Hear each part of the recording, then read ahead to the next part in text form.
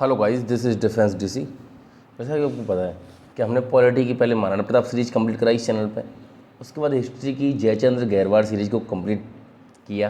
Basically ये last lecture है तो आज कंप्लीट हो ही जाएगी, जैसे ये लास्ट लेक्चर अपलोड होगा आपके लिए। ठीक है, तो इस चैप्टर का नाम है थीम 15, 15वां लेक्चर है, फ्रेमिंग दी कॉन्स्टिट्यूशन। अभी देश आज़ाद हो चुका है। आप कहोगे कि यार ये हिस्ट्री का पार्ट ही उसमें कैसे आ गया, मतलब सॉरी पॉलिटी का पार्ट हिस्ट्री की बुक में कहाँ से आ गया। देखिए इसमें कुछ हिस्टोरिकल वो चीज़ें हैं, इसलिए हिस्ट्री की बुक में आ गया। क्या फ़र्क पड़ता है इस चीज़ से भाई? जिस वक्त अपना कॉन्स्टिट्यूशन लिखा गया वो भी तो खुद एक कितना पुराना वक्त हो चुका है, वो भी तो एक तरह की हिस्ट्री हो चुकी है अब तक। तो उसे हिस्ट्री में पढ़ लेते हैं। अब इसमें से क्वेश्चन आते हैं डायरेक्ट भाई साहब। ये क्वेश्चन है, ये मतलब ये जो चैप्टर है बेहद इंपॉर्टेंट हो गया है आज के वक्त में। CAP 2021 में इसमें क्वेश्चन आया था, सभी लोग सोचते रह गए थे भाई कहाँ से क्वेश्चन आ गया। इस चैप्टर कोई पढ़ के नहीं जाता, तो हम पढ़ेंगे ना इसको, चिंता ना करिए, ठीक है। लेकिन इस सबसे पहले मैं आपको बता दूं, देखिए आपके लिए हमने सीरीज कंप्लीट करवाई। आप मुझे एक सिंगल यूट्यूब चैनल बता दीजिए जो डिफेंस एस्पिरेंट के लिए जिसने इतना काम किया हो जितना हमने आपके लिए किया है। पूरी 2 सब्जेक्ट कंप्लीट करवाई फ्री में। तो आपके सपोर्ट की हमें बहुत ज़रूरत होती है बेटा। सपोर्ट कोई ऐसा नहीं कि कुछ चाहिए आपसे, आप बस इसको शेयर करिए। आप कोई जिम्मेदारी शेयर नहीं करते कि आपके जितने ग्रुप्स हैं उनमें आप शेयर तो कर सकते हो कम से कम लिंक वगैरह को। मैं ज़्यादातर बोलता नहीं हूँ तो आप करते भी नहीं हो, तो इसलिए मैंने इसमें आपको बोल दिया है। चलिए देखते हैं आगे लेक्चर में। देखिए इंडियन जो कॉन्स्टिट्यूशन है वो 26 जनवरी 1950 को इफेक्ट में आया। 26 जनवरी 1950 को तो लागू हुआ, तभी तो हम गणतंत्र दिवस मनाते, रिपब्लिक डे 26 जनवरी। अच्छा, ये लॉन्गेस्ट था पूरी दुनिया में, सबसे लंबा लिखा हुआ है, longest written constitution in the world. अच्छा जी, क्योंकि भाई कंट्री की साइज और डाइवर्सिटी भी तो कितनी ज़्यादा है, कंट्री कितनी बड़ी है, उसमें डाइवर्सिटी तो उससे भी ज़्यादा है। अच्छा, अब देखो भाई मैंने तुमको पॉलिटी में ही बताया है कि कॉन्स्टिट्यूशन ऑफ जो इंडिया है वो बिटवीन दिसंबर 1940 से नवंबर 1949 के बीच में बना है। भाई 6 दिसंबर 1940 को कॉन्स्टिट्यूशन असेंबली बनी कैबिनेट मिशन प्लान के अंदर, ठीक है। सॉरी कैबिनेट मिशन प्लान नहीं, मतलब वो लॉरेंस और अलेक्जेंडर ने आके बनाई कैबिनेट मिशन। वो मतलब 6 दिसंबर 1940 को, 9 दिसंबर को पहली मीटिंग, 11 दिसंबर को दूसरी मीटिंग, 13 दिसंबर को तीसरी मीटिंग। अच्छा जी, सब आपको पता है। और फिर तो मैंने आपको सब कुछ बताया, और फिर आपको ये बताया कब ये कंप्लीट हो गया था, 26 नवंबर 1949 को। इसको कॉन्स्टिट्यूशन डे बोलते हैं। इस दिन हमने कॉन्स्टिट्यूशन को अडॉप्ट कर लिया था। अच्छा, देखिए 26 नवंबर 1949 को तो बन के तैयार हो गया है, लेकिन कॉन्स्टिट्यूशन में सभी लीडर्स ने साइन कब किए थे? दिसंबर 1949। बेटा इस क्वेश्चन को कई लोग ये समझते हैं कि 26 जनवरी 1950 को साइन किए थे लोगों ने, या नवंबर में साइन करी थी। नहीं, साइन हुए थे, कॉन्स्टिट्यूशन वाज साइंड इन दिसंबर 1949। ये क्वेश्चन सीधे डायरेक्ट आ सकता है आफ्टर 3 ईयर्स ऑफ डिबेट। भाई 3 साल तक डिबेट चल रही ना, सभी लीडर्स ने कॉन्स्टिट्यूशन में साइन किए। तो अभी जो कॉन्स्टिट्यूशन की जो ओरिजिनल कॉपी जो रखी हुई है उस वक्त की, और कॉन्स्टिट्यूशन लिखा गया था वो हिंदी और इंग्लिश दो उसमें लिखा हुआ था। अभी कागज़ तो इतना पुराना हो गए गल सड़ जाता है, आपकी बुक 1 साल बाद ही पीली पड़ जाती हैं। तो अभी इतने साल से कैसे रखा हुआ है? ये हीलियम ट्यूब के अंदर रखा हुआ है, उसमें हीलियम गैस भरी हुई है, मतलब एक बॉक्स है जिसमें ये रखा है, उसमें हीलियम गैस भरी हुई है जिससे ये प्रिजर्व करके इसको रखा जा सके। अच्छा, टोटल मिला के जो असेंबली के कितने सेशन हुए थे, पर देखो इसको पढ़ लेते बेटा।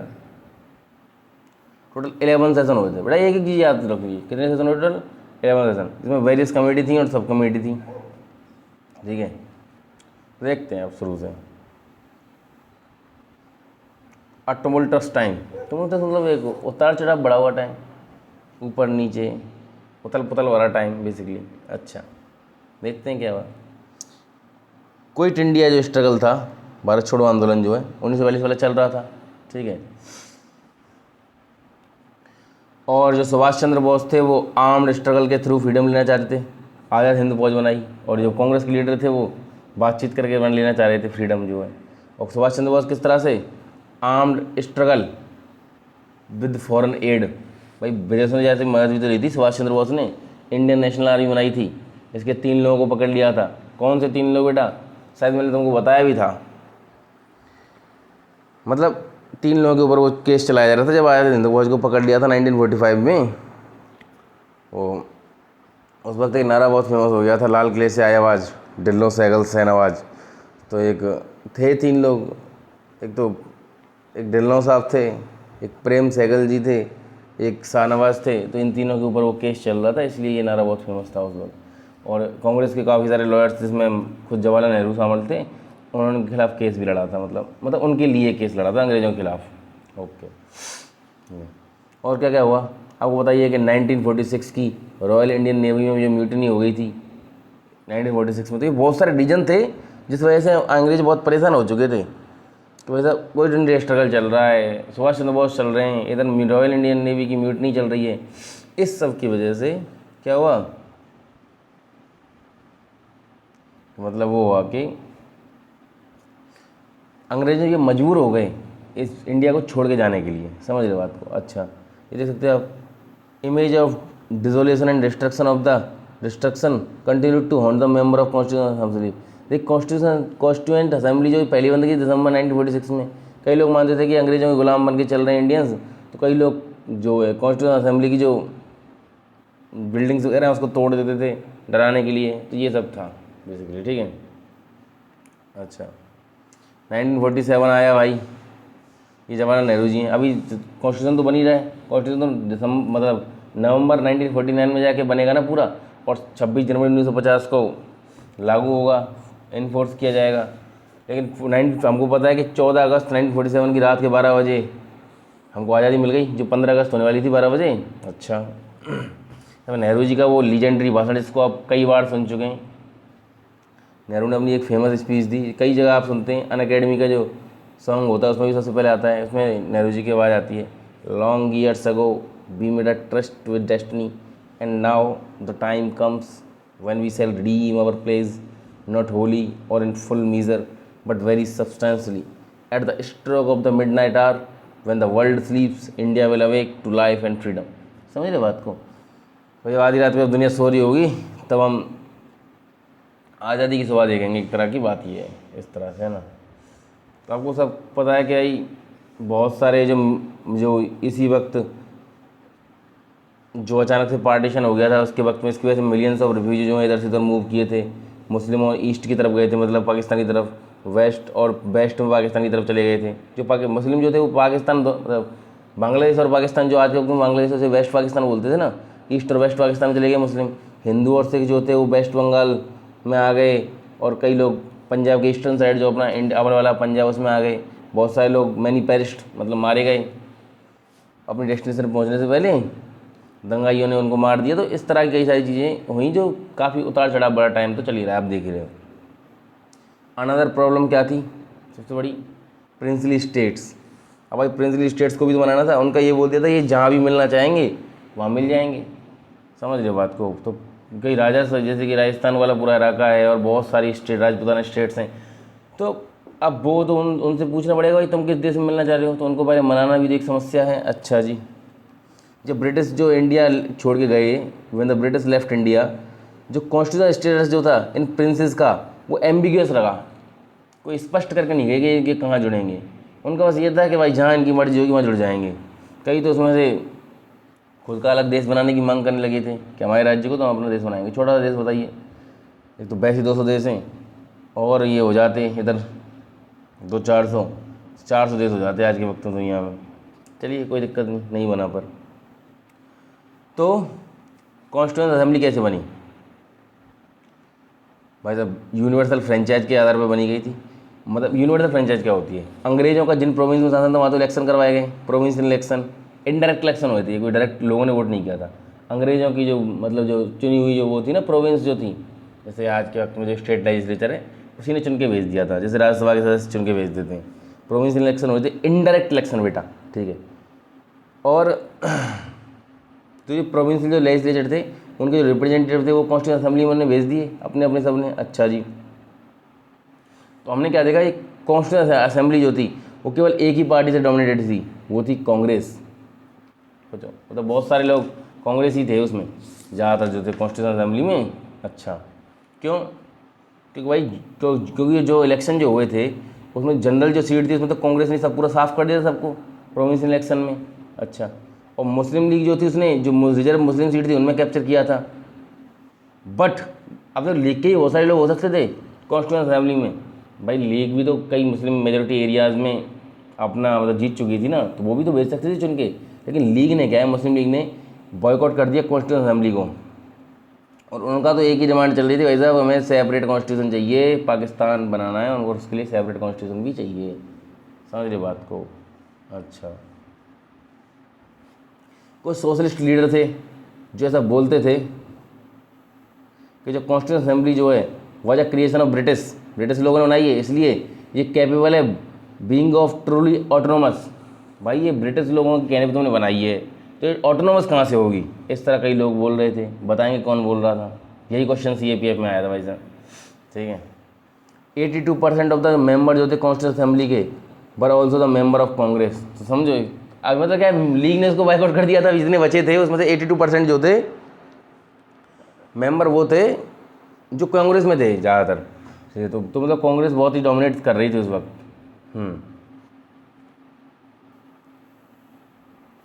कांग्रेस मतलब ये समझना, आज के वक्त में जैसे कोई एक पार्टी के लिए जो कार्यकर्ता हैं कुछ भी झूठ बोलने को तैयार हो जाते हैं कि जो पार्टी हमारी बोल रही है वही सच है, इस तरह की नहीं थी कांग्रेस उस वक्त। कांग्रेस कोई एक वॉइस की पार्टी नहीं थी, इसमें बहुत तरह के ओपिनियन के लोग। अभी आप देखोगे जब कॉन्स्टिट्यूशन बनेगा सब लोग अपनी किस तरह से बातें रखेंगे हर चीज़ के ऊपर। समझ रहे हो बात को? मतलब कोई भी मुद्दा आएगा मतलब तो उस पर हर आदमी अपनी जो बात रखेगा, बहस होगी खूब तगड़ी वाली, आपको लगेगा ही नहीं भाई साहब एक पार्टी के लोग हैं ये। समझ रहे हो बात को? जैसे कुछ मेंबर तो इसके भाई सोशलिज्म से इंस्पायर्ड थे। सोशलिज्म जो गरीबों की बात करे कि भाई साहब हर किसी के लिए पास बराबर हक होना चाहिए इस तरह का। लेकिन बेटा मैं आपको बता रहा हूँ ये सोशलिज्म जहर है। इसके ऊपर मैं कोई सेशन लूँगा तो बताऊँगा ये सोशलिस्ट लोग जहर, मतलब ये सोशलिस्ट जो लोग हैं ये बहुत ही बड़ी प्रोपेगेंडा के तहत चल रहे हैं। अच्छा, और कुछ लोग थे जो लैंडलॉर्डिज्म, ज़मींदारी के लिए, ज़मींदारी को बचाने के लिए थे। कुछ लोग सोशलिज्म को सपोर्ट करते, कुछ लोग ज़मींदारी को। अच्छा, कुछ कम्युनल पार्टीज़ के बहुत क्लोज थे और कुछ लोग थे जो सेकुलर थे। बहुत तरह के लोग थे कुल मिला के कांग्रेस में। इतना बताने की आपको कोशिश की गई है।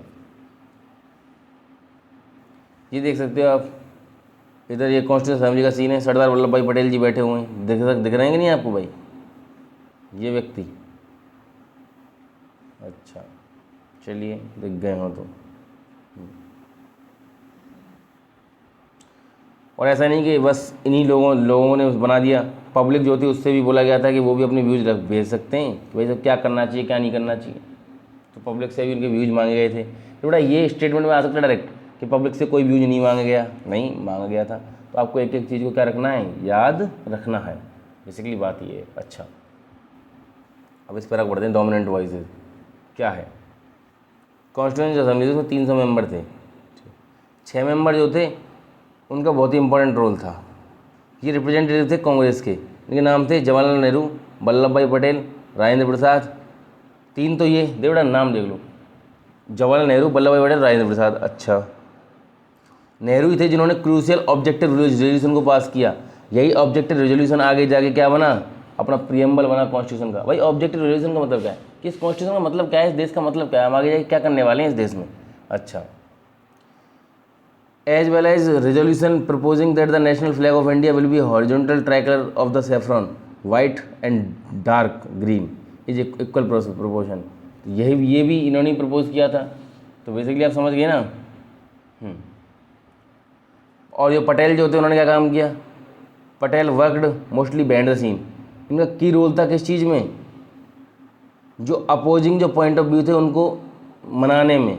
और बहुत सारे जो थी मतलब जो सेवरल जो रिपोर्ट थी उनको ड्राफ्ट करने में इनका की रोल था।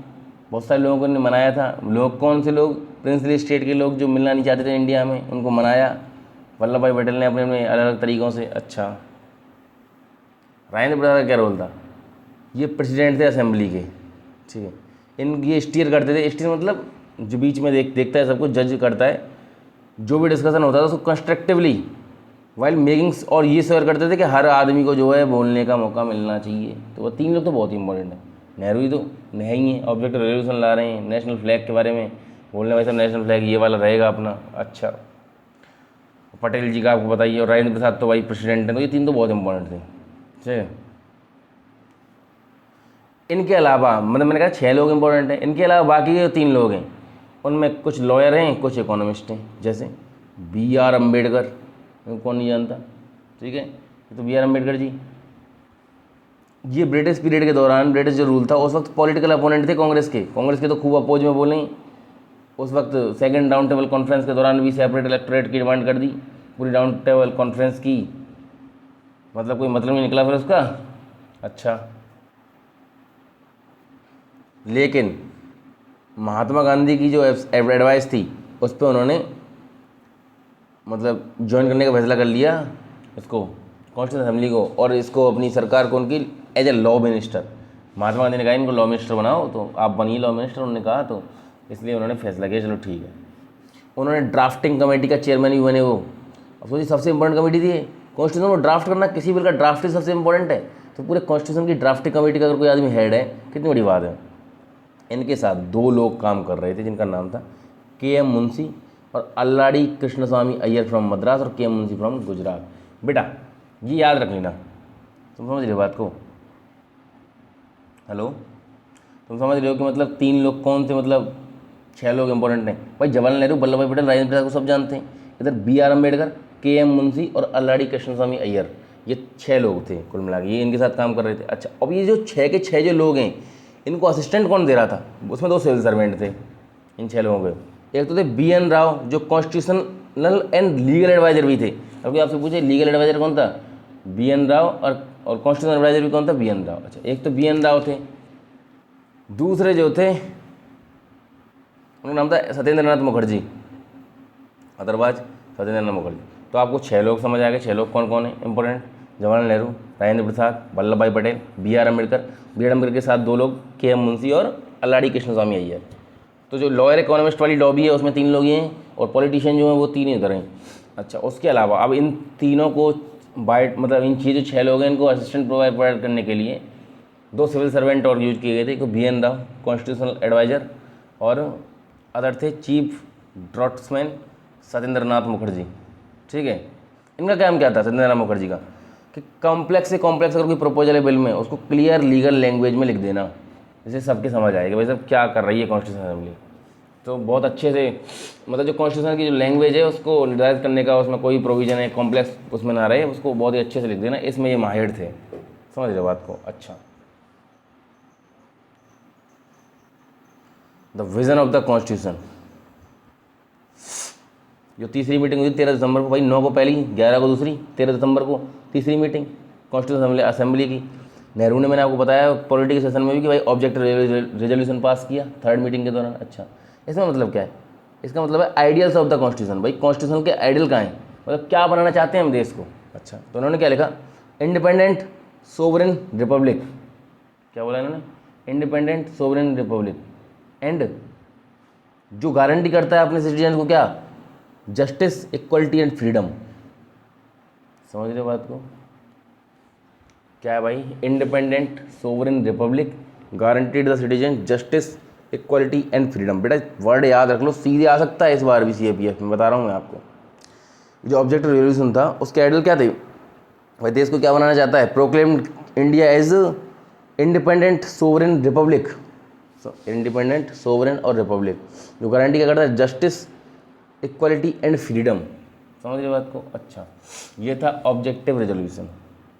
अभी फिर इन जवाहरलाल नेहरू ने एक बहुत लंबी लाइन बोली थी, कई लोग इंजाम लगाते हैं कि तुमने देश का कॉन्स्टिट्यूशन जो कॉपी किया है। उन्होंने बोला we are not just going to copy, we are not going just to copy. उन्होंने बोला कि भाई साहब समझिए बात को, कई सारे वो हुए थे, जैसे पेरिस में जब कॉन्स्टिट्यूशन बना था,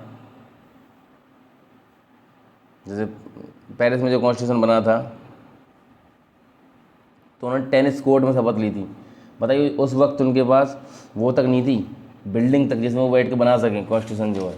तो आप चिंता ना करिए। अच्छा, फिर अब और जो नेहरू जी थे वो रशियन रिवॉल्यूशन से बहुत ज़्यादा प्रभावित थे। जो रशिया में जो रिवॉल्यूशन जो हुआ था, रिसेंट रिवॉल्यूशन, उससे भी बहुत प्रभावित थे उनके सोशलिस्ट आइडियाज़ से। अच्छा, वो इंडिया को बनाना चाहते थे कि भाई साहब एक इंडिपेंडेंट सोवरेन रिपब्लिक। बेटा फिर याद रख लो इन 3 वर्ड को मैं बता रहा हूँ आपको। अच्छा, और उन्होंने बोला था भाई साहब हम कोई ऐसा नहीं है कि हम सब कुछ की कॉपी करते जा रहे हैं, we are not going just to copy. ठीक है,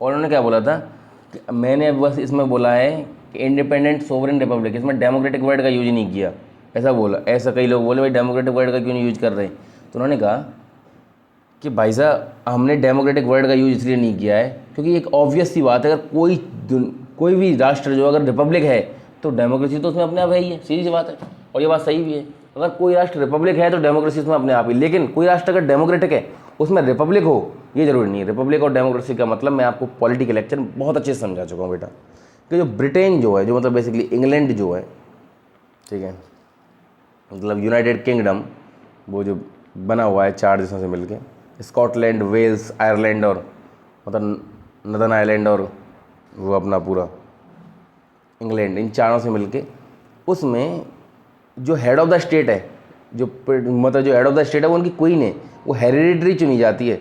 वो कोई ऐसा नहीं कि उसका कोई इलेक्शन हो रहा है, जबकि अपने यहाँ प्रेसिडेंट जो हेड ऑफ़ द स्टेट वो उसके भी इलेक्शन होते हैं, पीएम के तो हो ही रहे हैं। समझ रहे हो बात को? तो अपन डेमोक्रेटिक और रिपब्लिक दोनों है। जैसे जैसे कौन है रिपब्लिक और डेमोक्रेटिक दोनों? अमेरिका भी डेमोक्रेटिक रिपब्लिक दोनों है, लेकिन ब्रिटेन जो वो डेमोक्रेटिक तो है, रिपब्लिक नहीं। लेकिन अगर कोई राष्ट्र रिपब्लिक है तो वो डेमोक्रेटिक तो होगा ही अपने आप, सीधी सी बात है। अभी जैसे तो ये बोला उन्होंने, तो इस लाइन को आप तो मेन चीज़ याद रखिए, नेहरू की लाइन है, we are not going just to copy. तो इसको सीधे आप पूछ सकते, we are not going just to copy किसने बोला था? अच्छा, अभी फिर उन्होंने बोला था कि अमेरिकन और फ्रेंच कॉन्स्टिट्यूशन को, मतलब फ्रेंच रिवॉल्यूशन जो है उसको रेफर करते हुए उन्होंने बोला कि Nehru was locating the history of constitution making in India with an longer history of struggle of liberty and freedom. Nehru बोल रहे थे वैसे भी ये कोई कॉन्स्टिट्यूशन मेकिंग ऐसे नहीं बन रही, हमने बहुत लंबी लड़ाई ली है इस सब के लिए, और सही में लड़ी भी है। ऐसे थोड़ी मौका मिल गया कि अंग्रेजों ने जाने का बोल दिया कि ठीक है भाई अब तुम बना लो। बहुत मुश्किलें आई हैं इस सब के लिए, वरना कौन देश छोड़ता है। अब यकीन नहीं होगा, अब जाके ब्रिटेन ने एक कंट्री को आज़ाद किया रिसेंटली, करंट अफेयर भी याद कर लीजिए CAPF के लिए, इसका नाम है बारबाडोस। अब जाके उसने आज़ाद किया है उस बारबाडोस को, और अब जाके बारबाडोस में एक इंडिपेंडेंट कंट्री बनी है वो। मतलब सोचिए तुम खुद दिमाग से अपने से। अच्छा,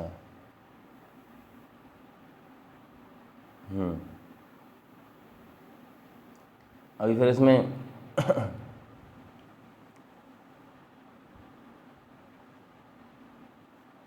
he did not define a specific form of democracy, suggested that it had to be decided through deliberation। सही बात है, उसने कहा कि मैं कोई ऐसा नहीं है कि कोई specific form of democracy decide कर दूँ एक ही बार में। ये सब हम डिसाइड करेंगे बैठ के, किस तरह की डेमोक्रेसी इस इंडिया में रहेगी, किस किस तरह के अधिकार लोगों को दिए जाएंगे, सब कुछ बहुत अच्छे से बातचीत की। क्योंकि 13 दिसंबर हुआ, अभी तो 2-4 दिन ही हुए बने हुए कॉन्स्टिट्यूशन असेंबली को, वही तो बहुत लंबी डिबेट्स होनी है। उन्होंने बोला कि सब कुछ एकदम डेलिब्रेशन के थ्रू डिस्कस किया जाएगा, डिसाइड किया जाएगा, चिंता ना करिए। अच्छा, और ये लाइन तो है ही है, ये बेटा इस बार आ सकती है, मुझे ऐसा लग रहा है कि we are not going just to copy. किसने बोला? जवाहरलाल नेहरू ने। अच्छा,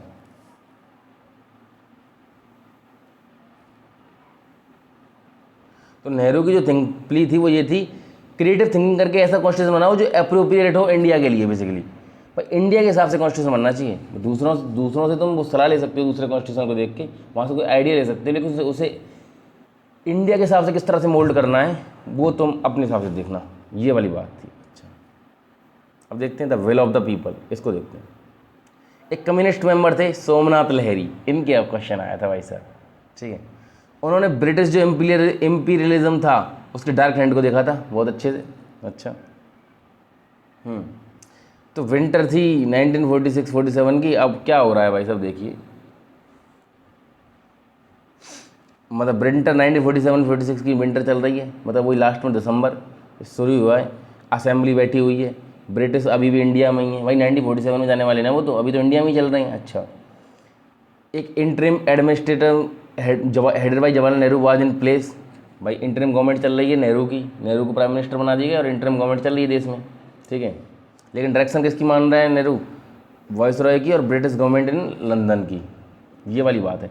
इस सब को देखते हुए एक सोमनाथ लहरी नाम के व्यक्ति थे, उन्होंने क्या बोला था? उन्होंने ये लाइन बोल डाली थी कि कॉन्स्टिट्यूशन असेंबली जो है was a British made and was working the plans as the British would like it to be worked out.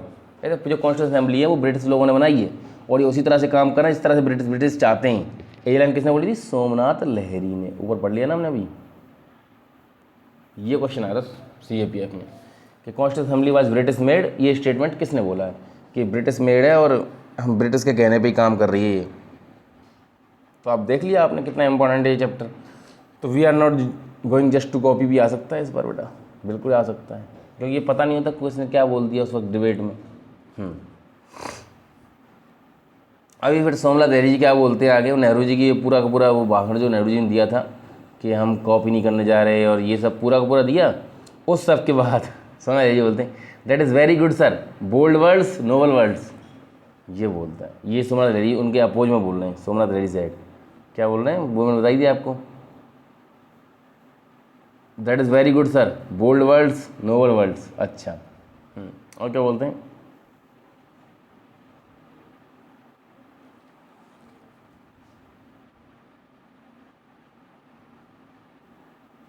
उन्होंने बोला कि भाई तुम किस तरह से बना रहे हो, ये क्या है तुम्हारे पास, ये कोई स्वतंत्रता है क्या। अब अगर छोटा सा भी डिफरेंस आएगा तुमको फेडरल कोर्ट में भागना पड़ता है और अपनी अटेंडेंस लगानी पड़ती है डांस करते हुए इंग्लैंड में जाके, या कोई किसी ब्रिटिश प्राइम मिनिस्टर क्लीमेंट एटली या किसी और को बुलाना पड़ता है। तो ये क्या चल रहा है, ये तुम पूरे आज़ाद थोड़ी हो, पूरे आज़ाद थोड़ी हो। उन्होंने बोला असली आज़ादी तो वो होती है कि उनको उखाड़ फेंकें फिर जाके बैठ के, चाहे टेंट में जाके कॉन्स्टिट्यूशन हमको बनाना पड़े अपना, टेंट में बैठ के, जिस तरह तुम अभी ब्रिटिश लोगों की द्वारा बनाई गई बिल्डिंग में ही कॉन्स्टिट्यूशन बना रहे हो बैठ के। तो असली आज़ादी तो तब होती ना कि जब तुम एक किसी टेंट वगैरह में बैठते, इनको भगा देते यहाँ से, उखाड़ के फेंक देते, और तब जाके हम बनाते, चाहे कहीं बैठ के बनाते। जैसे पेरिस का उदाहरण तुमने दिया कि उन्होंने किस तरह टेनिस कोर्ट में शपथ खाई थी, इस तरह की बात। अब जैसे सरदार वल्लभ भाई पटेल जो थे, put it some days ago that we have freedom only to fight among our self. जैसे सरदार वल्लभ भाई पटेल ने क्या कहा था, this is the only freedom we have got, कि भाई साहब हमको जो आज़ादी मिली है वो लड़ने की आज़ादी मिली है, बस आपस में लड़ने की आज़ादी। इस तरह की आज़ादी लेके जा रहे हैं अंग्रेज। तो इस लाइन को भी आप याद रख सकते हो। सोमनाथ लहरी वाली तो आई चुकी है लाइन, इस बार तो आएगी नहीं। We are not going just to copy, Jawaharlal Nehru ने कहा। और हाँ, ये वाली लाइन जो सरदार वल्लभ भाई पटेल ने बोली है कि we have freedom only to fight among our self, that is the only freedom we have got. किसने बोला, सरदार वल्लभ भाई पटेल ने ये बोला था। अच्छा ठीक है,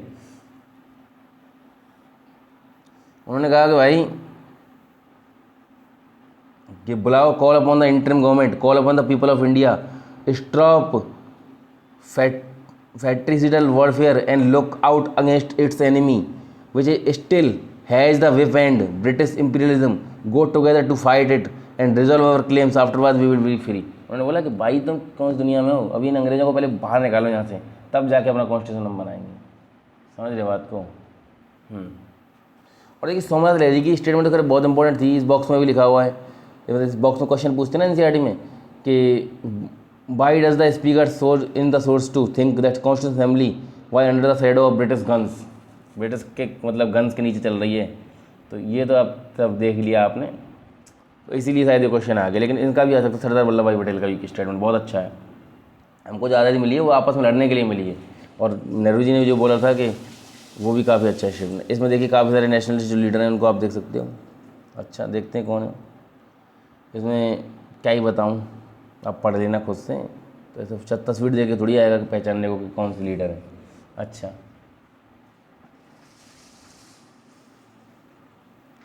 देखिए बेटा, 1919 के जो रिफॉर्म थे उनको मॉर्ले मतलब मॉन्टेग चेम्सफोर्ड रिफॉर्म बोलते हैं। 1909 में रिफॉर्म जो आए थे, 1909 का जो बिल आया था उसको बोलते हैं मॉर्ले मिंटो रिफॉर्म। अब आप सोचो कि मॉर्ले मिंटो है कौन, जो दूसरा वाला जो नाम होता है वो तो होता है यहाँ पे जो वायसरॉय होता है, लॉर्ड मिंटो। ऐसे 1919 में अगर मॉन्टेग चेम्सफोर्ड रिफॉर्म आए तो 1919 में वायसरॉय कौन चल रहा है उस वक्त, लॉर्ड चेम्सफोर्ड। समझ बात को। तो ये मॉन्टेग कौन है और मॉर्ले मिंटो के टाइम पे वो मॉर्ले कौन है, क्योंकि इंडिया ब्रिटिश लोगों की कॉलोनी है, तो वहाँ ब्रिटेन में उनके यहाँ एक अधिकारी अपॉइंट किया जाता था जिसको बोलते थे secretary of state of India. Secretary of state of India, secretary level का अधिकारी अपॉइंट किया जाता था, जो उस वक्त कौन था, मॉन्टेग था। और मिंटो के टाइम पे क्या था, उसका नाम मॉर्ले था। अब ये जो फोटो है इसमें लेफ्ट में कौन है, मॉन्टेग ही खड़ा हुआ है, यही है वो सेक्रेटरी ऑफ स्टेट 1919 के टाइम वाला। अच्छा ये आपको बता दे रहा हूँ। अच्छा चलिए आगे देख लेते हैं।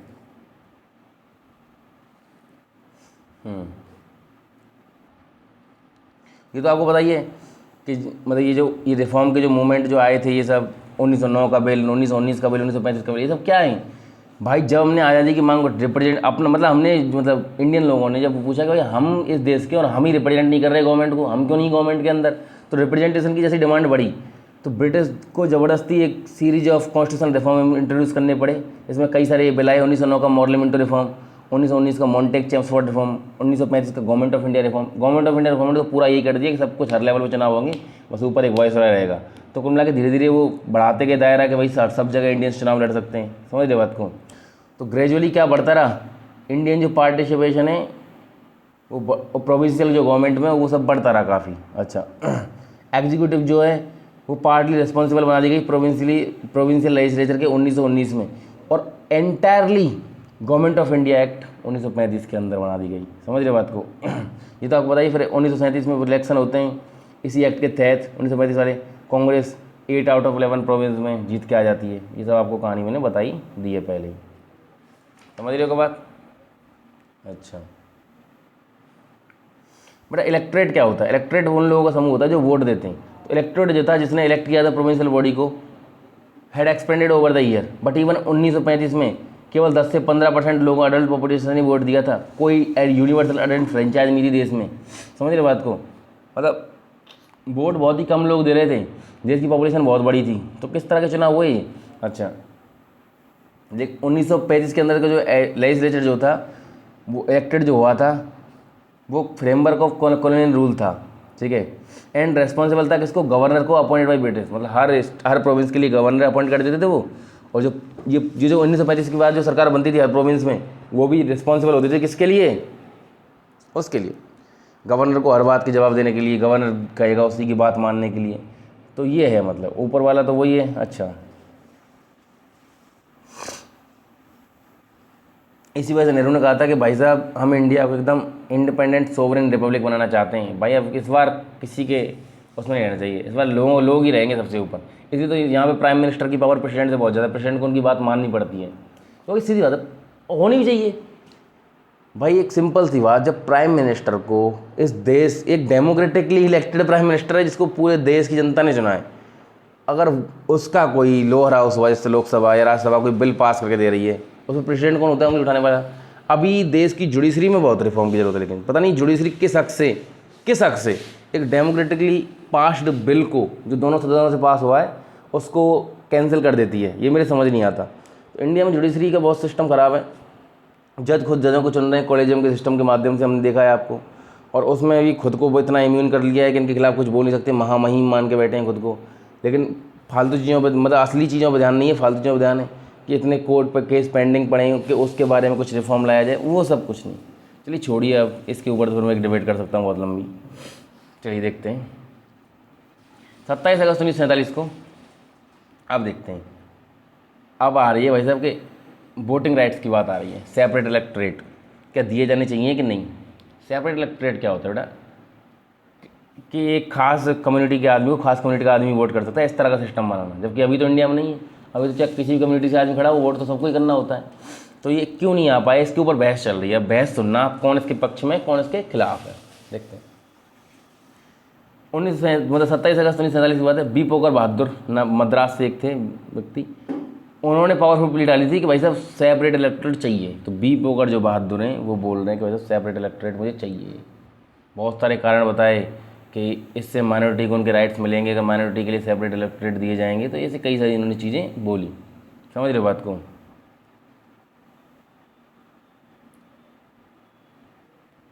और ने क्या बोला? हाँ सुनो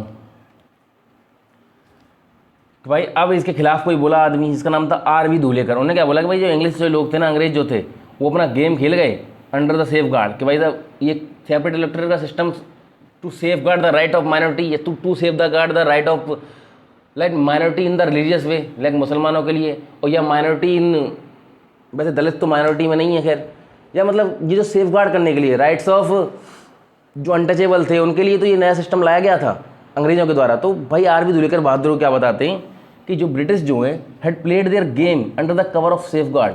समझ रहे बात को? तो इस वजह से तुम उनके चक्कर में पागल मत हो। उन्होंने बोला कि वो पागल बना के चले गए, ठीक है। लेकिन अभी के वक्त में इस सब को छोड़ो, सेपरेट इलेक्टोरेट का जो मामला है, क्योंकि अभी there is no one to misguide you. अभी तो कोई नहीं है ना, तो अभी तुम ये सब छोड़ दो। तो R.V. धूलेकर जो वो मना कर रहे हैं सेपरेट इलेक्टोरेट जो है, उससे तुम अगर दलितों के लिए सेपरेट इलेक्टोरेट मांगोगे तो वो सेपरेट ही रह जाएंगे फिर पूरे देश में। फिर वो कभी सुधरने का मतलब क्या है? उनकी हालत सुधरने की बात कर रहा हूँ मैं, है ना, कि उनको कभी मौका ही नहीं मिल पाएगा कि वो किस तरह से घुल मिल पाएँ देश के बाकी सेक्शंस के साथ। अच्छा जैसे तो अब एक चीज़ देख रहे हैं, अब बहस चली कई सारी चीज़ों पे, सेपरेट इलेक्टोरेट की बहस चल रही है। उसके कई लोग खिलाफ हैं, उसके कई लोग सपोर्ट में हैं। इस तरह की हम चीज़ें देखेंगे। तो आपको सब याद रखना है कि कौन सेपरेट इलेक्टोरेट चाहता है। तो बी पोकर बहादुर सेपरेट इलेक्टोरेट चाहते हैं, आर वी धुलेकर मना कर रहे हैं। अच्छा, एक और व्यक्ति हैं, separate electorate was a poison that has entered the body of politic of our country, declare Sardar Patel. Sardar Patel भी खराब है कि वैसे ये ऐसा जहर है जो अपनी कंट्री की जो पॉलिटिकल जो बॉडी है उसमें अंदर घुस चुका है। ये सेपरेट इलेक्टोरेट का जो नाटक अंग्रेज घुसा के गए हैं, ठीक है।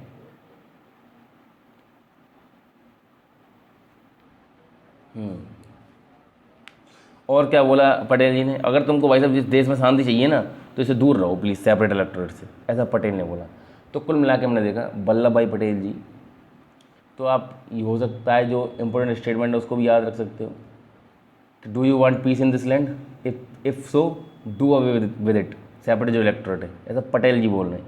आर वी धुलेकर बोल ही रहे हैं कि इंग्लिश है अपना प्ले खेल लिया, लेकिन ऐसा नहीं कि हर स्टेटमेंट को आपको याद रखना है। आपको इतना याद रखना सेपरेट इलेक्टोरेट के पक्ष में कौन कौन है, बी पोकर बहादुर, और उनके खिलाफ कौन कौन गवाही दे रहे हैं, मतलब उनको मनाने की कोशिश कर रहे हैं। आर वी धुलेकर बोल रहे हैं, सरदार वल्लभ भाई पटेल मना कर रहे हैं, भाई साहब सेपरेट इलेक्टोरेट कोई जिक्र नहीं चाहिए। अच्छा, अभी पटेल जी आगे बोलते हैं कि इसको तो आप याद रख सकते हो, इंपॉर्टेंट लाइन है, मतलब बड़े उसमें लिखी हुई है बॉक्स में, the British element is gone but they have left the mischief behind. British तो चले गए वो बोलते हैं ना, मतलब ये तो एक मजाक की बात याद आ गई मुझे, अंग्रेज चले गए, अंग्रेज अपनी औलाद छोड़ गए तो उसी तरह की लाइन है कि ये शैतानी करके छोड़ गए ये हम, जिसको हमें झेलना पड़ रहा है बेसिकली जी, सेपरेट इलेक्टोरेट का जो नाटक है, समझ रहे बात को। और भी बहुत सारे लोग हैं जो सेपरेट इलेक्टोरेट के खिलाफ हैं, तो इसको तो आप देख सकते हो, वल्लभ भाई पटेल ने बोला ये तो, the British element is gone but they have left the mischief behind. बेटा आपको इतना कुछ याद कैसे रखें, देखिए 2-4 बार 10 बार पढ़ो इसको बार बार, ठीक है, तब आपको याद भी रहेगा, ऐसी कोई बात नहीं है। जो सेपरेट इलेक्टोरेट की डिमांड थी इसको काउंटर करने के लिए गोविंद वल्लभ पंत भी आए सामने। उन्होंने बोला that it was not only harmful for the nation but also for the minority. वैसे तुम अगर माइनॉरिटी के लिए सेपरेट इलेक्टोरेट चाहते हो ना, मुस्लिम्स के लिए या दलित के लिए, वैसे मुस्लिम्स के लिए सेपरेट इलेक्टोरेट की बात हो रही है अभी तो, भाई बी पोकर बहादुर खुद मुस्लिम ही तो हैं, तो उन्होंने सपोर्ट किया था। तो उन्होंने क्या बोला गोविंद वल्लभ पंत ने, वैसे इससे देश का नुकसान नहीं होगा, इससे माइनॉरिटीज़ का भी नुकसान होगा खुद ही, ऐसा बोला। अच्छा, और भी कई लोग हैं जैसे बताते हैं, गोविंद वल्लभ पंत ने और एक लाइन बोली थी, I believe that separate electorate will be suicidal to the minority, कि सेपरेट जो इलेक्टोरेट है वो सुसाइडल होंगी माइनॉरिटीज़ के लिए, आत्महत्या करने के बराबर बेसिकली। अच्छा, सेपरेट इलेक्टोरेट पे देखा तुमने, बी पोकर बहादुर ने एक उसके सपोर्ट में बोला तो कितने लोग खिलाफ आ गए। आर वी धुलेकर बोल रहे हैं, वैसा अपना लाइन बोल रहे हैं, बहादुर पटेल क्या बोले तो पॉइजन है, British element is gone, they have left the mischief behind. अच्छा, गोविंद वल्लभ पंत क्या बोल रहे हैं, इट विल बी सेपरेट, मतलब आई believe that separate electorate will be suicidal for the minorities. तो इस तरह की चीज़ें अब मतलब वल्लभ भाई पटेल भी खिलाफ हैं सेपरेट इलेक्टोरेट के। अभी एक व्यक्ति और आएंगे खिलाफ, उन्होंने क्या बोला, पंत जी क्या बोल रहे हैं अभी आगे, there is the unwholesome and to some extent degrading habit of thinking always in terms of communities and never in terms of citizen. तो ऐसा ये पंत ने कहा कि पता नहीं लोगों की कैसी आदत होगी, वो कम्युनिटी की तरह सोचते हैं, जबकि सिटीजन की तरह नहीं सोचते। वो सोचते हैं हम एक मुसलमान है तो एक सेपरेट इलेक्टोरेट चाहिए मुसलमानों के लिए, जबकि एक सिटीजन की तरह सोचिए कि आप देश के सिटीजन हैं। Let us remember that it is the citizen that must count, कि हमको ये सब याद रखना चाहिए कि हम पहले एक सिटीजन हैं और उसको देखिए। अच्छा, एक और थी एक महिला जिन्होंने सेपरेट इलेक्टोरेट के खिलाफ बोला था, वो तो मुस्लिम भी थी, देखिए देखते हैं, बेगम एजाज रसूल क्या बोलती हैं कि federal separate electorate was self destructive since they isolated the minority from the minority. भाई सीधी बात है, उन्होंने कहा कि सेपरेट इलेक्टोरेट से तुम खुद एक सेपरेट कर रहे हो, मेजोरिटी को माइनॉरिटी से आइसोलेट कर रहे हो, तो इस तरह से तो वो सेल्फ डिस्ट्रक्टिव है, उल्टा नुकसान कर रही है माइनॉरिटी का। भाई सारी अगर उनको उसका फ़ायदा उठाना है तो इससे अच्छा तो उनको एक सिटीजन की तरह सोचना चाहिए। तो कुल मिला के हमने देखा, ठीक है। और फिर पंत जी बोलते हैं there can not be any divided loyalty अभी आपको ना मतलब एक तो इतनी खतरनाक भाषण होती है वहाँ पे, there can not be any divided loyalty. Govind Vallabh Pant ही बोल रहे हैं ये बात भी, क्या बोल रहे हैं कि वैसे ये किस तरह की लॉयल्टी होगी तुम्हारे देश के लिए, डिवाइडेड लॉयल्टी, कि मैं मुस्लिम हूँ, मैं अपनी तरफ से कुछ कर रहा हूँ, मतलब तुम समझ रहे हो ना बात को। तो सेपरेट इलेक्टोरेट के लिए बी पोकर बहादुर ने आवाज़ उठाई, उसके खिलाफ आर वी धुलेकर, बहादुर पटेल, गोविंद वल्लभ पटेल, बेगम एजाज रसूल, ये 4 लोगों ने इसके खिलाफ बोला। समझ रहे हो बात को। We will need much more this resolution. अच्छा, अब देखिए ऑब्जेक्टिव रेजोल्यूशन रेजोल्यूशन लाया, उसका वेलकम करते हुए एन जी रंगा क्या बोलते हैं, एक सोशलिस्ट थे जो पीजेंट मूवमेंट के लीडर भी रहे हैं। पीजेंट मूवमेंट के सोशलिस्ट तो रहेंगे। अच्छा, the term minorities be interpreted in economic terms, बिल्कुल सही बात, ये कितनी अच्छी बात कही है कि जो माइनॉरिटी जो है ना वो इकोनॉमिक टर्म समझिए। जो लोग गरीब हैं उनको माइनॉरिटी को नहीं समझ रहे हो तुम लोग। उन्होंने कहा द रियल माइनॉरिटी जो हैं इस देश की वो हैं जो पुअर हैं और डाउन ट्रोडन हैं, जो बहुत ही दबे कुचले वर्ग से आ रहे हैं, जो गरीब हैं इकोनॉमिक टर्म्स में, वो असली माइनॉरिटी हैं इस देश की। समझिए बात को। वही लोग हैं जिनको एक प्रॉफ चाहिए और एक लैडर चाहिए। लैडर मतलब सीढ़ियाँ और प्रॉफ्स मतलब अपॉर्चुनिटीज़, ऐसा रंगा ने बोला। तो रंगा जी क्या बोल रहे हैं, तो अब इनका स्टेटमेंट तो आप याद रख ही सकते हो भाई साहब। इन्होंने माइनॉरिटीज़ की डेफिनेशन दी इकोनॉमिक टर्म्स में कि असली माइनॉरिटी देश की पुअर लोग हैं, जो इतना बड़ा पुअर सेक्शन है देश का, उस वक्त कितनी गरीबी थी, अभी भी कितनी गरीबी है देश में, वो असली माइनॉरिटीज़ है। उनके राइट्स की तो कोई बात नहीं करता। और सही में ये कितनी अच्छी बात है कि रिजर्वेशन के लिए भी कोई इस तरह की बात नहीं करता कि इस तरह का रिजर्वेशन दिया जाए पूरे लेवल पे। कम्युनिटी वाइज रिजर्वेशन दिया हुआ है, कोई सरकार इससे हाथ लगाना नहीं चाह रही क्योंकि पॉलिटिकल विल नहीं है। सबको अपनी वोट मतलब चुनाव ना जीतने खतरा है सबको, चाहे मोदी हो चाहे राहुल गांधी जी हो, सबको इसी जरूरत का डर है। कोई रिजर्वेशन खत्म नहीं करना चाह रहा, इकोनॉमिक बेसिस पे रिजर्वेशन कोई नहीं देना चाहता। तो एंग्री सॉरी जो एनजी जो रंगा है, एंग्री रंगा नहीं एनजी रंगा, वो क्या बोलते हैं, the real minorities are the masses of the country. बेटा ये बेहद इंपॉर्टेंट लाइन है कि उन्होंने माइनॉरिटी की जो डेफिनेशन थी वो क्या दी। तो हमने कई सारी चीज़ें देखी, ये देखा कि ये भी देख लिया वैसे रियल माइनॉरिटीज़ कौन है, ये एनजी रंगा जी ने बता दिया। अच्छा,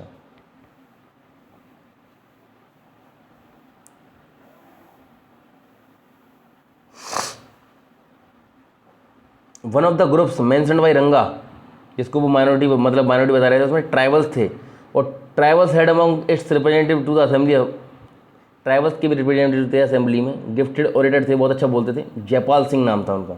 अब सिंह क्या बोलते हैं, मैं एक आदिवासी हूँ और मैंने देखा है कि भाई साहब हमको पिछले 6000 सालों से, जब से ये सभ्यता बनी है इंडिया में, तब से नेगलेक्ट किया जा रहा है। ठीक है, तो हमारा पॉइंट ये है, our point is that you have got to mix with us, we are willing to mix with you. ये तो हमसे मिल क्यों नहीं रहे हो तुम, तो हम में कब मिलोगे तुम, ऐसा सिंह ने बोला। तो आप देख रहे हो एनजी रंगा जो माइनॉरिटीज़ की रेफरेंस वो इकोनॉमिक टर्म्स में दे रहे हैं कि real minorities are the masses of the country. Jaipal Singh जो आदिवासी ट्राइबल्स को जो सपोर्ट कर मतलब ट्राइबल्स को रिप्रेजेंट कर रहे हैं, उनमें से एक हैं जयपाल सिंह। वो बोलने का हम आदिवासी जो लोग हैं वो हमसे मिलना चाहते हैं, we are willing to mix with you, हमसे मिलो आप, तुमको मिलना पड़ेगा हमसे, मतलब हमें मिक्स होना पड़ेगा तभी कुछ हो सकता है इस देश का। जयपाल सिंह ऐसा बोल रहे हैं। तो ये काफ़ी सारी चीज़ें हो रही हैं, आप देख सकते हो ये तो। अच्छा, अब फिर उसमें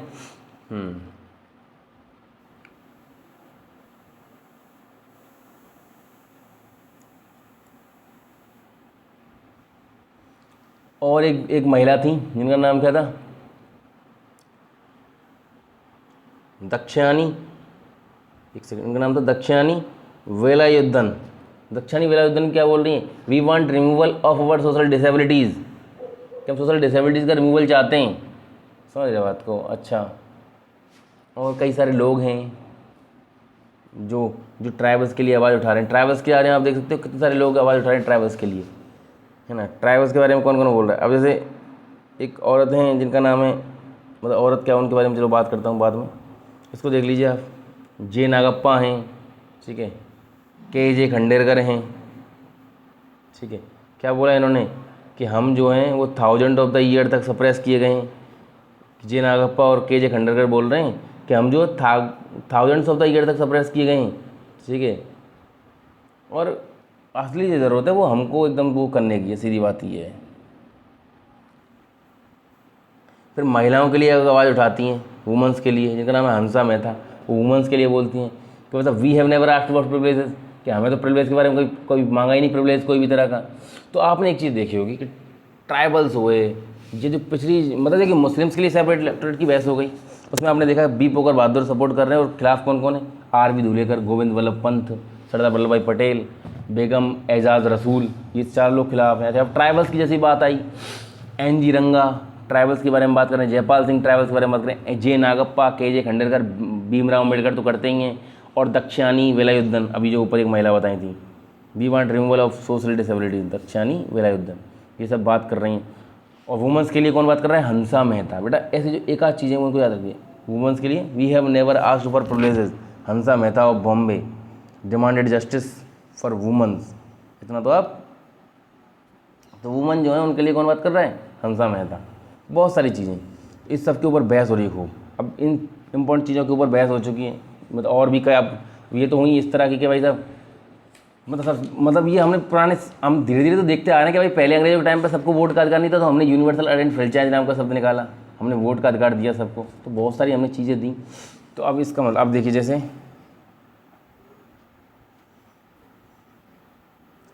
अब पावर ऑफ द स्टेट की बात करते हैं, सेंटर कितना स्ट्रॉन्ग रहेगा और स्टेट गवर्नमेंट जो है वो कितना स्ट्रॉन्ग रहेंगी। अब आपस में पावर बांटने की बात हो रही है, देखते हैं क्या होता है।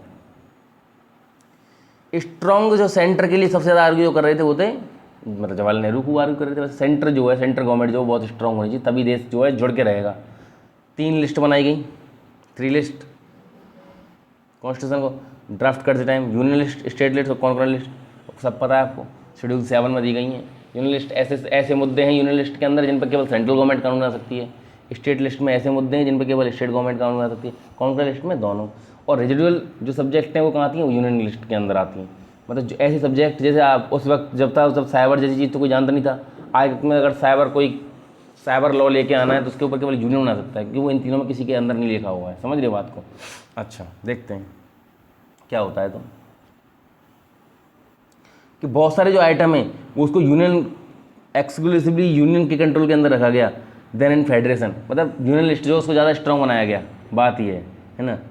एंड बहुत सारे जो उनको कॉन्करेंट लिस्ट में भी डाला गया, जबकि जो ऐसे बहुत सारे मुद्दे थे जो उसके लिए होनी चाहिए, स्पेशल प्रोविंसेस के लिए, स्टेट्स के लिए, नहीं डाला गया। अच्छा, आर्टिकल 356 जो है उसे सेंटर को पावर दे दी to take over the state administration on the recommendation of the governor. आपको पता ना प्रेसिडेंट रूल का आर्टिकल है 356, जब सेंटर प्रेसिडेंट रूल लगा देता है किसी भी स्टेट में, 356 आर्टिकल ने पावर दे दी है कि वैसे स्टेट जो एडमिनिस्ट्रेटर है उसकी पावर छीन लो कभी भी, take over the state administration. अच्छा, तो इससे क्या है, स्ट्रॉन्ग सेंटर बना दिया बहुत ज़्यादा। आपको दिख ही रहा है कि ये पूरा का पूरा जो काम है इससे क्या बन गया, एक बहुत ही स्ट्रॉन्ग सेंटर बन चुका है। अच्छा, अभी क्या हो रहा है कि जैसे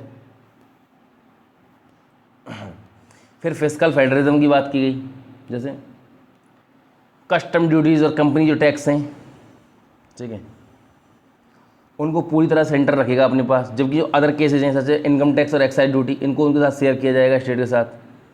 समझ रहे को? और in still other cases for state अगर कोई ड्यूटी है तो उसको पूरी तरह स्टेट रख लेगी अपने पास। तो कस्टम ड्यूटी और कंपनी टैक्स, आपसे कोई इस वक्त अगर पूछ ले कोई इस पेपर में आके इनमें से कौन सी चीज़ को सेंटर ने अपने पास रखने का फैसला किया था, तो भाई साहब कस्टम ड्यूटी और कंपनी टैक्स दोनों में सी आ रहा है और सेंटर भी सी है, तो सेंटर अपने पास क्या रखेगा? कस्टम ड्यूटी और कंपनी टैक्स। ओके। अब देख रहा है, अब देखिए लोगों ने इसका काफ़ी अपोज किया, कई लोग क्या क्या बोल रहे हैं इसके बारे में। The centre is likely to be, centre भाई साहब टूटने वाला है, टूट जाएगा इस तरह से सेंटर। के संथानम नाम के व्यक्ति हैं, वो बोल रहे हैं, क्या नाम है? के संथानम, बहुत इंपॉर्टेंट व्यक्ति हैं। उन्होंने क्या बोला? There is an almost an obsession that the by adding all kind of power to the centre we can make it strong, this was a misconception said Santhanam. उन्होंने बोला कि वैसे अगर इस तरह का जो ऑब्सेशन जो तुम सोच रहे हो कि सेंटर को बहुत सारी पावर दे देंगे, उससे सेंटर बहुत स्ट्रॉन्ग बन जाएगा, ये बहुत तुम्हारा मिसकंसेप्शन है। उल्टा सेंटर ऐसे टूट जाएगा, क्योंकि सेंटर क्या हो जाएगा? ओवरबर्डन हो जाएगा विद इट रिस्पॉन्सिबिलिटीज़। इतनी सारी रिस्पॉन्सिबिलिटी अगर सेंटर कैसे हैंडल करेगा? इतनी सारी पावर्स होंगी तो responsibility, with great powers comes great responsibility. सुना नहीं क्या स्पाइडरमैन का डायलॉग आपने? इन्होंने बोला था कि जिस तरह का तुमने ये फिस्कल प्रोविजन बनाए हैं, इस वजह से ये गरीब हो जाएंगे। इम्प्रोविंस द प्रोविंस, जो स्टेट लेजिस्लेचर हैं, जो प्रोविंशियल लेजिस्लेचर हैं, जो स्टेट हैं, वो तो गरीब हो जाएंगे, क्योंकि जितने जा रहे most of the taxes except land revenue, वो सब तूने रख लिए। भाई बोला था कि एस्टेट जो रेवेन्यू है, एस्टेट होता है रियल एस्टेट जिसको बोलते हैं, लैंड जमीन वमीन को बेचना, उससे उसका रेवेन्यू केवल स्टेट के पास जा रहा है, बाकी तो सारा कुछ तुमने रख लिया है। तो इस तरह से तो प्रोविंस बहुत ज़्यादा गरीब हो जाएंगी, और अगर इस तरह की प्रोविंस गरीब होगी तो इस तरह कैसा देश बनेगा? तुम समझ रहे हो बात को? अच्छा, अब बी आर अम्बेडकर क्या बोलते हैं? What we want today is a strong government. वैसे हमको स्ट्रॉन्ग सेंटर चाहिए। बी आर अम्बेडकर जवाहरलाल नेहरू की तरह स्ट्रॉन्ग सेंटर के पक्ष में थे। उन्होंने बोला, अम्बेडकर ने डिक्लेयर किया that he wanted a strong and United centre here, ऐसा बोलते हैं वो। मैं एक स्ट्रॉन्ग और यूनाइटेड सेंटर चाहता हूँ, much stronger than the centre we have created under the government of India act 1935, कि जो centre government of India act 1935 से बनता है ना, उससे भी ज़्यादा स्ट्रॉन्गर। उन्होंने बोला कि भाई साहब तुम उन राइट्स को याद करो जो देश जिसमें बढ़ गया था और कितने सारे राइट हुए थे, कोई कंट्रोल करने वाला नहीं था। सेंटर के पास बहुत पावर होनी चाहिए, तभी देश जुड़ के रहेगा, ऐसा उन्होंने बोला था। अच्छा, तो आपने देखा कि कई सारे लोग हैं, बी आर अम्बेडकर हुए, जवाहरलाल नेहरू सेंटर के उसके पक्ष में हैं। ऐसे उनमें से एक व्यक्ति हैं गोपालस्वामी अयंगर, उन्होंने क्या बोला, centre should be made as strong as possible, centre को जितना स्ट्रॉन्ग बनाया जा सके उतना बना देना चाहिए, ऐसा बोला। किसने बोला? गोपालस्वामी अयंगर ने। बहुत सारे लोग अलग अलग राय रख रहे हैं अपनी सेंटर को स्ट्रॉन्ग बनाने के लिए, तो आप कई सारी चीज़ों को रिमाइंड कर सकते हो। अभी जैसे अभी आगे देखते हैं, बोला कि मतलब कि पहले से ही यूनिटरी सिस्टम तो है ही है कॉलोनी गवर्नमेंट का। कॉलोनी गवर्नमेंट में ये तो होता था, यूनिटरी सिस्टम होता था, ज़्यादातर पावर सेंटर के पास ही थी। ठीक है, कि जो वॉयलेंस जो हुआ था अंग्रेजों के टाइम पे, उसने और सेंट्रलाइजेशन को ज़्यादा पुश दे दिया। सेंटर ने ज़्यादातर पावर अपने पास रखी हुई थी, वॉयलेंस जो राइट्स होते थे अंग्रेजों के खिलाफ, उसकी वजह से। लेकिन now seen as necessary both to forestall chaos and to plan for the country's economic development. आज के वक्त में ये जरूरी किस लिए, ये कोई केओस जो हो रहा हो, अगर हो जाए कोई जो वायलेंस हो जाए उसके शांत करने के लिए, और कंट्री का इकोनॉमिक डेवलपमेंट अगर करना है तो सेंटर को स्ट्रॉन्ग रखना पड़ेगा। द कॉन्स्टिट्यूशन द सोड a distinct bias toward right of union of India over दो इट्स कॉन्स्टिट्यूएंट स्टेट। इसी वजह से कॉन्स्टिट्यूशन में एक डिस्ट्रिक्ट बायस दिखता है, तो ऐसा यूनियन ऑफ इंडिया को थोड़ी ज़्यादा पावर दी हुई है इसकी स्टेट से। कॉन्स्टिट्यूएंट स्टेट, जिन स्टेट से मिलकर यूनियन ऑफ इंडिया बना है, उसके मुकाबले इस यूनियन ऑफ इंडिया को थोड़ी ज़्यादा पावर मिली हुई है। तो ये हो गई इसकी बहस। आप सबसे एक बहुत तगड़ी गर्मजोशी वाली बहस आएगी भाई साहब, खतरनाक बहस, तुम समझ लो। ठीक है, language of the nation. Question कि लैंग्वेज क्या होनी चाहिए नेशन की, क्या लैंग्वेज रखें ऑफिशियल, देखते हैं।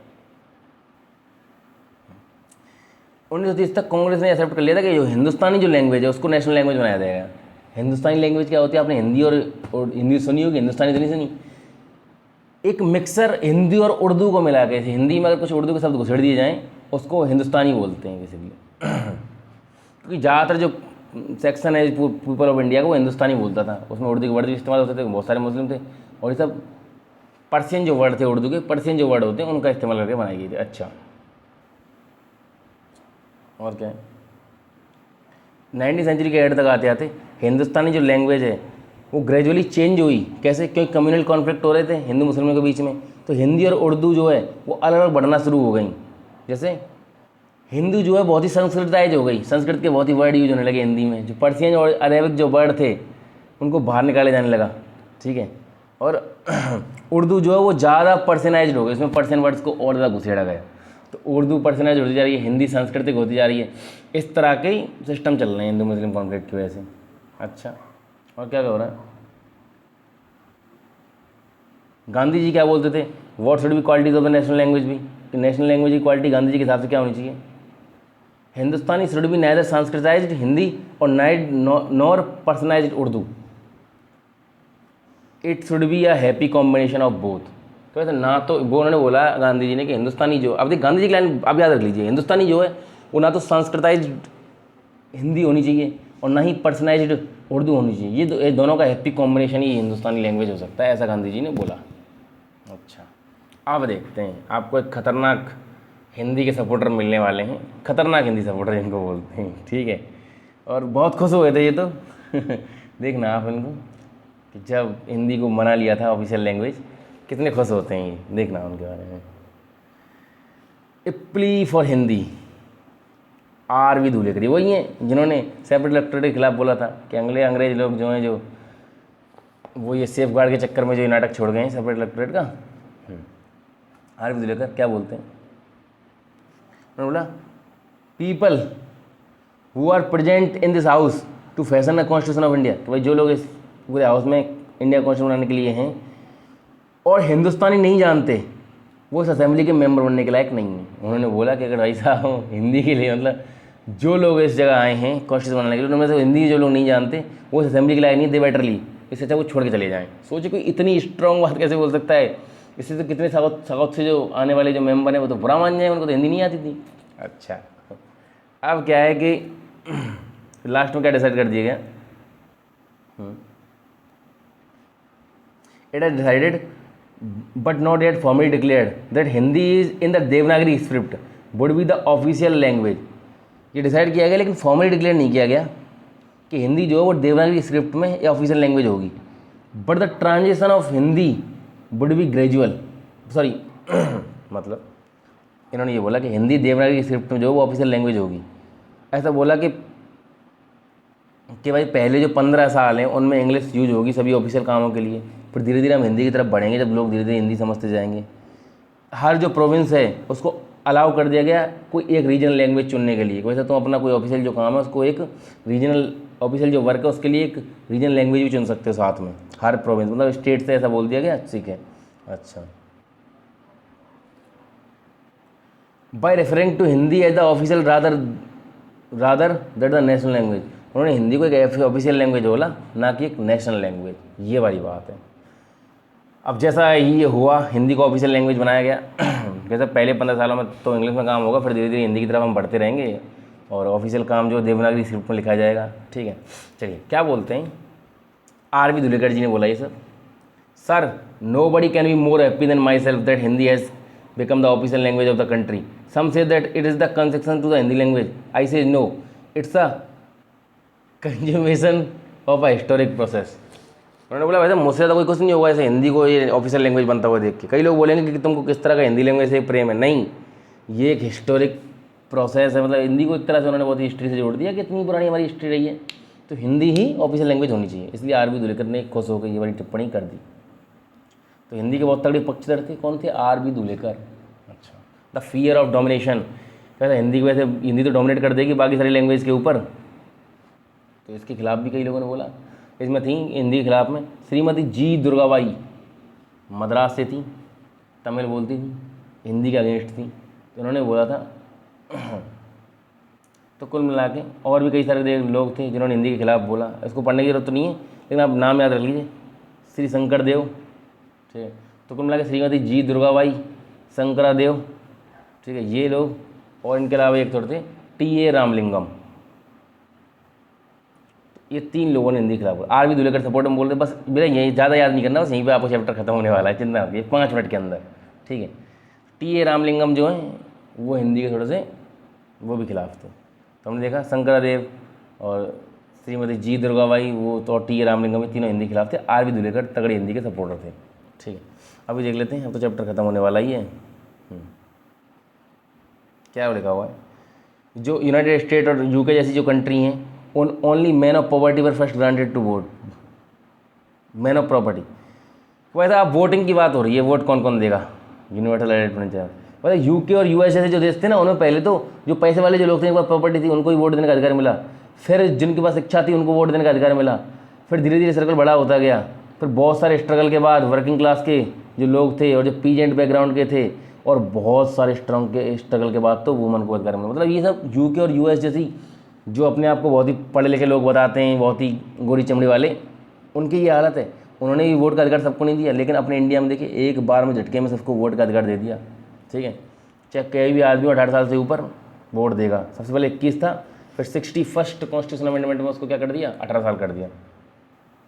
बताया ना मैंने तुमको। अच्छा, देखते हैं और क्या है। सेकुलरिज्म का फीचर अपनाया गया। क्या पहले प्रोनाउंसमेंट ऑफ सेकुलरिज्म देखिए, पहले जो था सेकुलरिज्म जो वर्ड था जो प्रियम्बल में नहीं था, ये तो 42nd जो कॉन्स्टिट्यूशन अमेंडमेंट था इंदिरा गांधी वाला, उन्होंने डाला था सेकुलर, सोशलिस्ट और इंटीग्रिटी, ये 3 वर्ड जो डाले थे उन्होंने। तो सेकुलरिज्म ऐसा नहीं कि पहले वर्ड नहीं था तो देश सेकुलर नहीं है, क्यों नहीं है, क्योंकि तो पहले से ही हमारे इसमें संविधान में फ्रीडम ऑफ रिलीजन आर्टिकल 25 से लेकर 28 तक दी हुई है, आपको पता होना चाहिए। कल्चरल और एजुकेशन राइट दी हुई हैं 29 और 30 में माइनॉरिटीज़ के लिए। राइट टू इक्वलिटी 14, 16 और 17 में। तो कुल मिला के right to equality, right freedom of religion, cultural and education right पहले से दी हुई हैं। तो अपना देश तो हमेशा से सेकुलर ही रहा है, बस प्रियम्बल में लिखना सेकुलर अलग है और हमेशा सेकुलर अलग रहा ही है अपना देश। तो बेसिकली ये है। The state also sought to distance itself from religious communities. ठीक है, सही बात है कि भाई स्टेट ने ये भी कहा कि हम अपने आप को रिलीजियस कम्युनिटी से दूर रखेंगे। बैन कर दिया किस चीज़ को, कंपलसरी रिलीजियस इंस्ट्रक्शन इन स्टेट रन स्कूल और कॉलेज। जो स्टेट रन स्कूल और कॉलेज है उनमें कोई रिलीजियस जो इंस्ट्रक्शन है उनको फॉलो नहीं किया जाएगा। ठीक है, और जो रिलीजियस डिस्क्रिमिनेशन होता था एम्प्लॉयमेंट में, उसको इलीगल डिक्लेयर कर दिया गया कि वैसा एम्प्लॉयमेंट के मामले में कोई भी रिलीजियस डिस्क्रिमिनेशन नहीं होगा, सभी लोग बराबर हैं। अच्छा, और क्या बोला,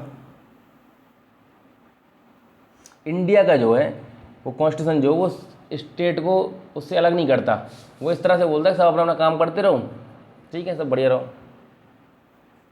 there has been no absolute separation of the state from the religion but a kind of judicial distance from between the to.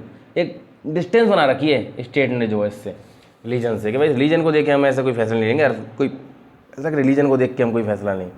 ये देखिए लास्ट में B.R. अम्बेडकर जी जो हैं राजेंद्र प्रसाद से मिल रहे हैं, ठीक है जी, लास्ट में कॉन्स्टिट्यूशन का लास्ट का दिन है, शायद दिसंबर में होगा, साइन हो रहे थे जब साइन कब हुए थे कॉन्स्टिट्यूशन में, दिसंबर में। तो बेटा आपने जैसा कि आपने देखा होगा बहुत अच्छे से, 1 घंटे का लेक्चर हो चुका है आपका।